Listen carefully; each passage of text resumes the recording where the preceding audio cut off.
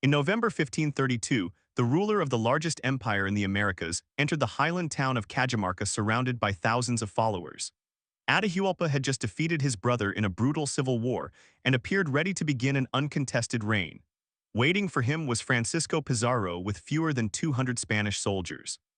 Within hours, thousands of Atahualpa's attendants had been killed, the emperor had been captured, and the political center of an empire stretching across much of western South America had fallen into foreign hands. The event is often presented as a simple story of European weapons defeating an indigenous civilization. The Spaniards had horses, steel swords, armor, firearms, and military experience that the Incas had never encountered before. But weapons alone cannot explain what happened. Pizarro's force was far too small to conquer millions of people through direct military strength. The Spaniards succeeded because they entered an empire already weakened by epidemic disease, a disputed succession, regional resentment, and a devastating civil war.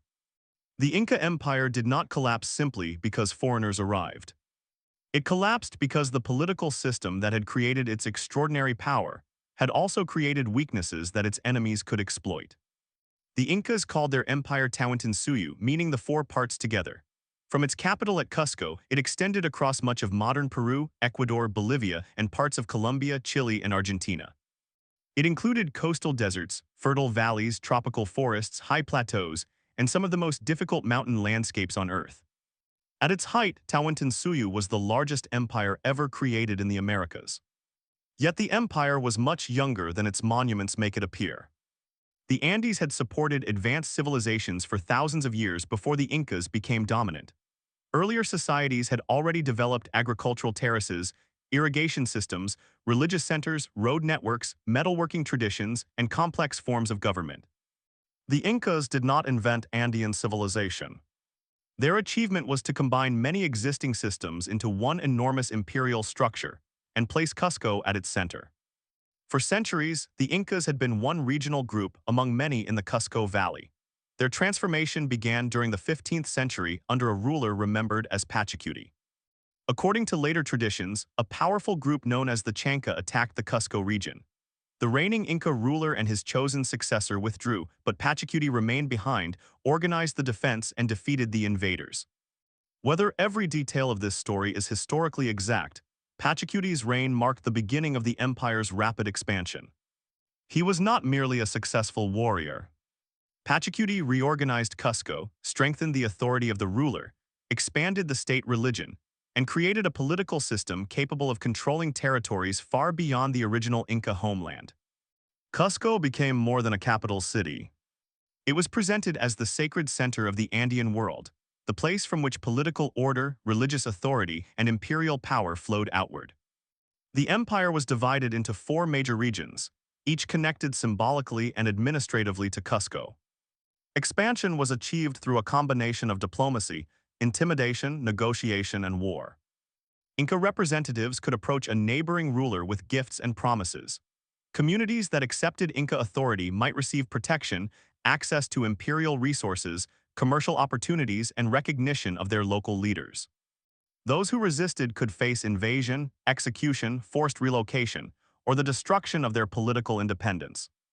The offer of peaceful incorporation was therefore backed by the threat of overwhelming military force. Once a territory entered the empire, the Incas did not always attempt to erase its culture. Local communities could often preserve their languages, clothing, customs, and religious traditions as long as they recognized the authority of Cusco and fulfilled their obligations to the state. Local rulers were frequently allowed to remain in office.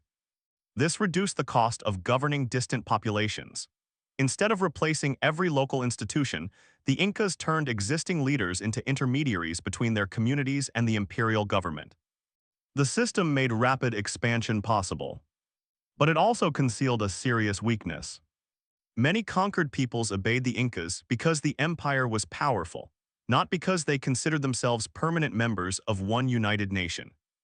Their loyalty often depended on negotiated privileges, local leadership, access to state resources, or fear of military punishment. If the power of Cusco weakened, those relationships could be abandoned or reversed. The Inca economy did not depend on coined money or large private markets. Its central resource was organized human labor. Communities were required to provide workers for agriculture, mining, construction, military service, transportation, textile production, and state projects. This labor obligation is commonly associated with the Mita system. The state did not simply collect wealth after it had been created. It claimed the labor required to produce, transport, store, and distribute that wealth. This system allowed the Incas to build on an enormous scale. Mountainsides were transformed into agricultural terraces. Irrigation channels carried water toward fields. Roads crossed deserts and mountain passes. Suspension bridges stretched across deep valleys. Thousands of storehouses were built throughout the empire to hold food, clothing, weapons, tools, and other supplies. These resources could support armies, officials, religious ceremonies, construction workers, and communities facing poor harvests or local shortages. The empire converted collective labor into political power. But the system could also be deeply coercive. The government determined how much labor communities owed, where workers would serve, and which projects would receive priority. People could be sent far from their homes to work on roads, farms, mines, temples, military campaigns, or royal estates. Entire communities could also be relocated. These population transfers helped the state strengthen frontier regions, increase production, spread loyal populations, and weaken resistance. Imperial rule offered infrastructure, security, and access to stored resources. But it also depended on the ability of Cusco to control the labor and movement of people who had not necessarily chosen Inca rule. The road network was the physical system that held the empire together. Tens of thousands of kilometers of roads crossed the Andes. Routes climbed steep mountains, passed through freezing highlands, crossed dry coastal regions, and connected distant provincial centers to Cusco. Way stations provided food, shelter, and supplies. Relay runners carried official messages from one station to another, allowing information to travel across long distances with remarkable speed. These roads were not primarily built for unrestricted public travel. They were instruments of government. Armies marched along them, officials inspected provinces, laborers transported goods, messengers carried orders, state resources moved from storehouses to regions where they were needed.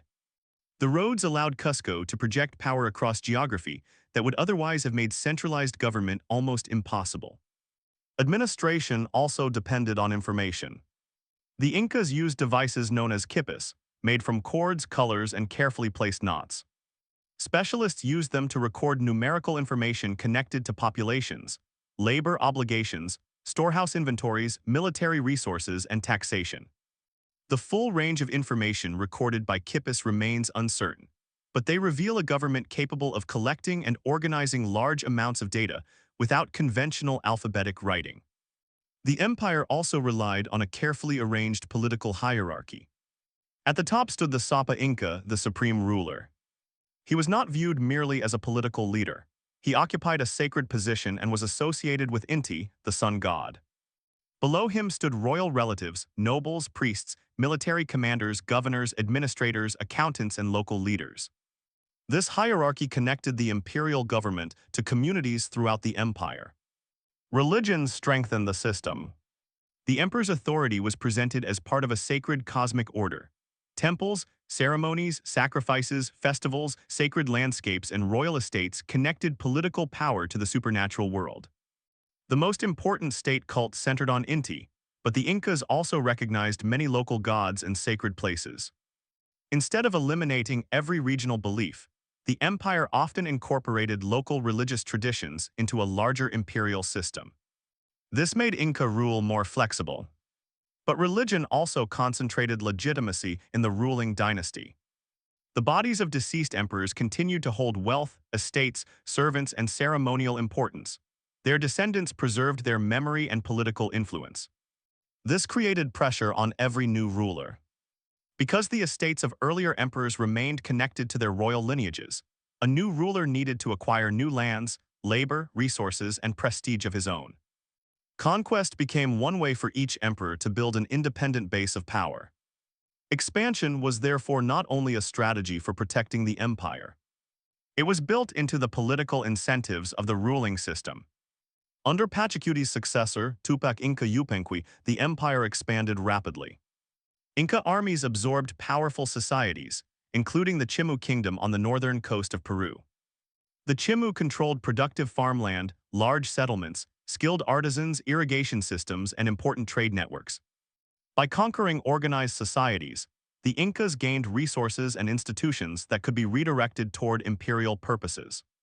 They did not build every part of the empire from nothing.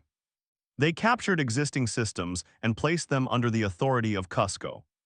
Under Huayna Capac, Tawantinsuyu reached close to its greatest territorial extent. The empire expanded northward into modern Ecuador and strengthened its control over distant regions through roads, fortresses, temples, administrative centers, and military settlements. But the larger the empire became, the more difficult it was to govern. A relatively small ruling elite controlled millions of people, speaking numerous languages across thousands of kilometers. The system worked because armies could move quickly, storehouses could supply them, officials could organize labor, local elites could cooperate, and the emperor could serve as the unquestioned center of political authority. If several of these mechanisms failed at the same time, the empire had no long-established system capable of managing the crisis. The first devastating blow came before Pizarro reached the heart of Tawantinsuyu. European diseases had entered the Americas and spread through indigenous trade and communication networks. Epidemics could travel faster than the Europeans themselves. A deadly disease commonly identified as smallpox reached the Inca world and killed Huayna Capac. It also killed the successor he had apparently chosen. The empire suddenly lost both its ruler and a clear transfer of power. This created a succession crisis between two of Huayna Capac's sons. Huascar controlled Cusco and received support from parts of the traditional Inca elite. Atahualpa was based in the north and was supported by experienced commanders who had fought in Huayna Capac's campaigns. The disagreement became a civil war. The empire's roads, armies, storehouses, and communication systems had been built to project power outward. Now they were used by rival Inca factions fighting each other. The conflict was not a small palace dispute. Armies moved across the empire, communities were forced to choose sides, nobles were executed, regional rivalries deepened, resources were consumed by internal warfare. Atahualpa's generals eventually defeated Huascar's forces and captured him. But Atahualpa's victory did not immediately restore unity. He inherited an empire filled with defeated enemies, uncertain loyalties, exhausted armies, and officials whose survival depended on the outcome of the civil war. It was at this exact moment that Francisco Pizarro entered the Andes. Pizarro's expedition consisted of fewer than 200 Spaniards. They could not have occupied the entire empire through direct force. But they possessed horses, steel weapons, armor, firearms, and experience gained during earlier Spanish conquests in the Americas. They also possessed something even more important. They understood that the empire was divided. Some indigenous communities resented Inca taxation, labor demands, military control, and forced relocation. Others had supported Huascar and now feared punishment from Atahualpa. For these groups, the arrival of the Spaniards appeared to offer an opportunity to weaken Cusco or defeat local enemies. Pizarro's men did not advance alone. They received guides, supplies, information, and eventually military support from indigenous allies. Atahualpa knew that the Spaniards were approaching, but he did not consider them a serious military threat. He had recently defeated armies containing thousands of soldiers. The foreigners were few in number and appeared isolated in an unfamiliar land. Atahualpa entered Cajamarca surrounded by a massive following. Pizarro's men concealed themselves in buildings around the central square. A Spanish friar approached Atahualpa and demanded that he accept Christianity and the authority of the Spanish crown. The encounter broke down. The Spaniards then launched a surprise attack. Cannons and firearms created noise, smoke, and panic. Cavalry charged into the crowded square. Steel weapons cut through attendants who were unable to organize an effective defense. The narrow exits became blocked as thousands attempted to escape. The Spaniards concentrated on one objective. They captured Atahualpa alive. The ruler who stood at the center of Tawantinsuyu had been seized in the middle of his own followers. The attack exposed a major weakness in the Inca political system. Authority was concentrated in the person of the emperor. Even as a prisoner, Atahualpa continued to issue commands, and many officials continued to obey him. The Spaniards understood that controlling the ruler gave them influence over the entire imperial structure. Atahualpa offered an enormous ransom for his freedom.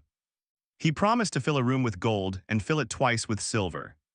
Precious objects were collected from temples, palaces, and royal estates throughout the empire. Many were melted into metal bars before being divided among the conquerors. The ransom represented more than wealth. The objects carried religious, political, and cultural meaning that disappeared when they were reduced to metal. Atahualpa believed payment might secure his release. Instead, the Spaniards placed him on trial. They accused him of crimes including idolatry, conspiracy, and responsibility for the death of Huascar. In 1533, Atahualpa was executed. The Spaniards had received the ransom and removed the ruler whose authority had helped them control the empire.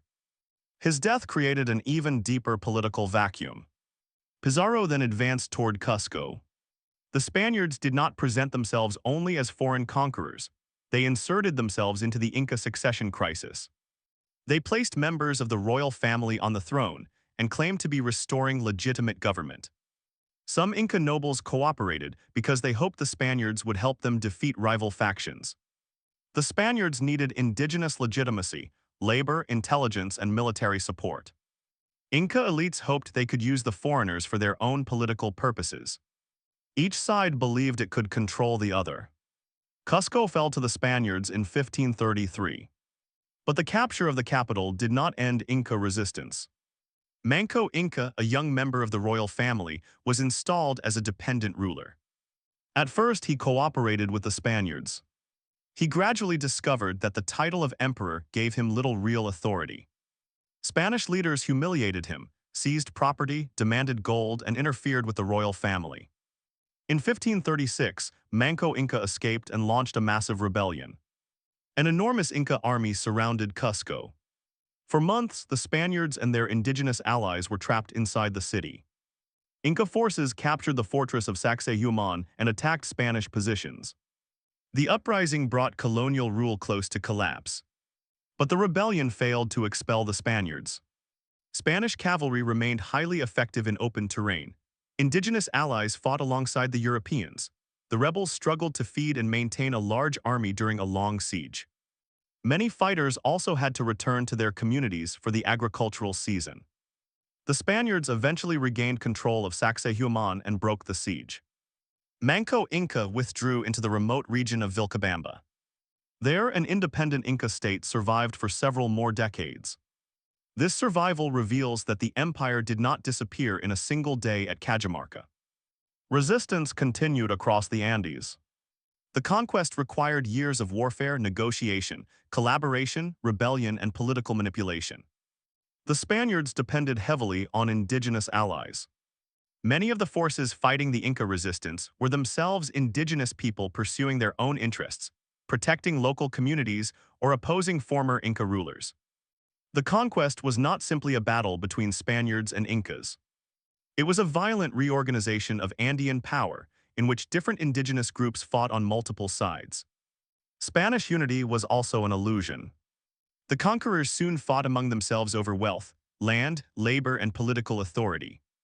Francisco Pizarro and Diego de Almagro became rivals. Their supporters entered a civil war, and Almagro was executed. Pizarro was later assassinated. The men who had exploited divisions within the Inca Empire quickly created divisions within their own colonial system. But Spanish reinforcements continued to arrive. The monarchy gradually imposed greater control, and colonial institutions became stronger.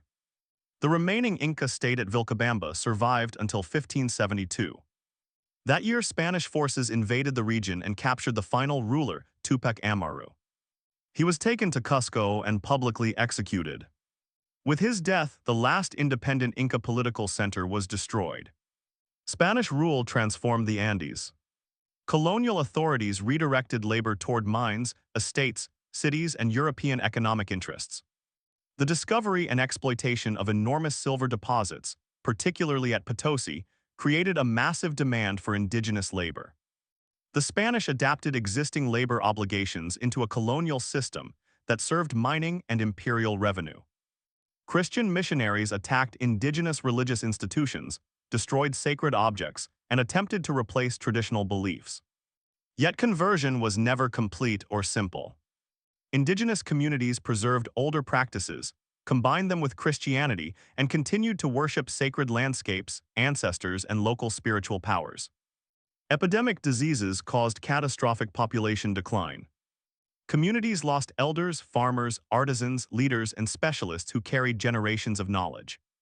The demographic collapse weakened resistance and disrupted the economic foundations of Andean society. But the Inca world did not disappear. Quechua survived and remains spoken by millions of people. Agricultural terraces continued to be cultivated, roads remained in use. Local communities preserved traditions, identities, technologies, and memories. Inca stonework, settlements, temples, and administrative centers remained embedded in the landscape. The empire vanished as a centralized political state, but the civilization that created it survived through the people who endured conquest. The Inca Empire did not fall because it was primitive. It governed one of the largest and most geographically difficult territories in the pre-modern world. It organized labor on a massive scale, maintained long-distance roads, stored enormous quantities of resources, and developed sophisticated methods of administration. Its weakness came from the same system that created its strength. The empire expanded rapidly by incorporating conquered peoples while allowing local identities to survive. This made administration efficient, but it meant that loyalty to Cusco could remain shallow. The government concentrated authority in a sacred emperor. This created unity during periods of strong leadership, but it allowed the capture of one ruler to destabilize the entire political system. The state built roads to move armies and information. During the Civil War, those roads carried rival armies against one another. It organized local leaders to collect labor and enforce imperial authority. The Spaniards later used those same local networks to establish colonial control. The fall of Tawantinsuyu was therefore not one event. Disease removed the emperor and his successor. Civil war divided the royal family and military leadership. Regional resentment gave the Spaniards indigenous allies. The capture of Atahualpa paralyzed centralized authority. Spanish violence, technology, deception, and reinforcements then transformed a political crisis into a conquest. Fewer than 200 Spaniards did not independently defeat an empire of millions. They entered a divided political system, captured its ruler, recruited its enemies, redirected its institutions, and allowed disease to destroy much of the resistance they could not defeat themselves. The Inca Empire rose because it could turn roads, labor, religion, information, and military force into one centralized system. It fell when those same systems stopped serving one ruler and became tools in the hands of rival factions, local enemies, and foreign conquerors. The Spaniards captured Atahualpa in a single afternoon. But the empire had begun to break before he entered Cajamarca. Its final collapse occurred when the people ruled from Cusco no longer agreed that preserving Inca power was worth fighting for. The Inca Empire was not destroyed by the arrival of a stronger civilization. It was destroyed when invasion entered an internal crisis and transformed the empire's own divisions into weapons against it.